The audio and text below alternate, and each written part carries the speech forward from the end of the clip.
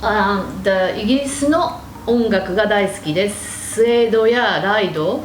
ダディの好きなイギリスの音楽バンドは何ですか？ Queen. Okay. Queen. Yeah, when I was 10 in 1975, I remember Bohemian Rhapsody was number one, and once a week on Top of the Pops, we could see the Bohemian Rhapsody video because it was number one in the charts. And then a few months later I got Queen's The Night of the Opera album for my what would be my 11th birthday. So yeah, basically wore that record out. Still got the LP downstairs, and the second album I bought a few months after that was Pink Floyd, The Dark Side of the Moon. But yeah, during my teenage years, I mean really my favourite music was dominated by two bands, or two and a half really. Queen, Deep Purple, Pink Floyd, to a lesser extent Pink Floyd. But I used to listen to Queen and Deep Purple every day. Actually my favourite, probably still my favourite Deep Purple album is Made in Japan, which is it's a double album, live album, some concerts in Tokyo and Osaka in 1972 and 1973 I think. In my opinion it's the best live album ever made. Yeah, but I like lots of different types of music. I mean I like rock, but I like a lot of pop as well. Classical music I enjoy. I even like jazz. I appreciate talented music. You know, I don't really like girl bands or boy bands or things like that. I appreciate musicianship, and I think what Queen, Deep Purple, Pink Floyd really have that in abundance, and I think that's why I like those bands. Who else? I mean, David Bowie, Elton John, Dire Straits, Lady Gaga, Jamiroquai, The Police. Used to listen to. Yeah. Not many American bands actually. Oh really? No. Boston. I used to have an album by Boston. Van Halen. Yeah. Yeah. So, but Queen in particular. I mean, I used to listen to Queen all the time, and honestly, they have got to be my favourite band of all time.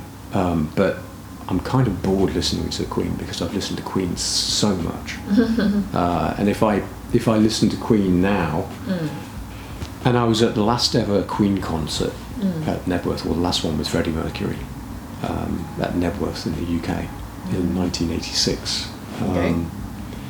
And there were rumours about Freddie's health at the time because it was sort of widely known that he was gay and people were concerned about AIDS, so there had been a lot of rumours.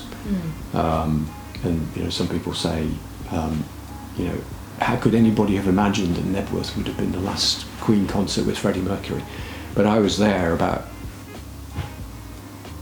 50 metres from the stage, and as Freddie walked off, I remember it just like it was yesterday, I watched him walk off the stage, and I was thinking to myself, watch Freddie go, because it could be the last time you ever see him. Oh really? And it was. So I saw Queen 3 times, once in 1980 and twice in 86, once at Wembley, once at Nebworth. I saw Brian May in Tokyo with what's called the Brian May Band with Cozy Powell on drums. And Cozy Powell, which band he was in? He used to be in Rainbow. Okay. But it was quite funny. I don't remember the name of the place, but is it Odaiba? There's some arena over there, and the Brian May Band were playing over there. And I just got a ticket. I went on my own. And the place was only about half full, actually. Okay. And there was an upper balcony. So I went up on the upper balcony, and I went right around the side. So I was right by the side of the stage. and Brian May was a huge hero of mine, and he's on the stage there, and the stage is sort of looking out to my left. I was right on the edge of the stage on a balcony, and Brian started coming over towards me, and he looked straight at me. He was playing the guitar, and he looked straight at me, and I went, "Brian, it's me!" And he looked at me like, Oh, really? and went back to play to the rest of the audience, thinking, who's that? Who's that strange gaijin up there? Are you sure he could see you? Yeah, absolutely. He was probably 20 meters away from me. Oh, really? And I'm like, 6'2" gaijin suddenly goes, "Brian, it's me!" I don't know, for that second, when you meet your heroes, you kind of, when you realise that actually they haven't got a clue who you are in your subconscious, it was quite embarrassing. Yeah.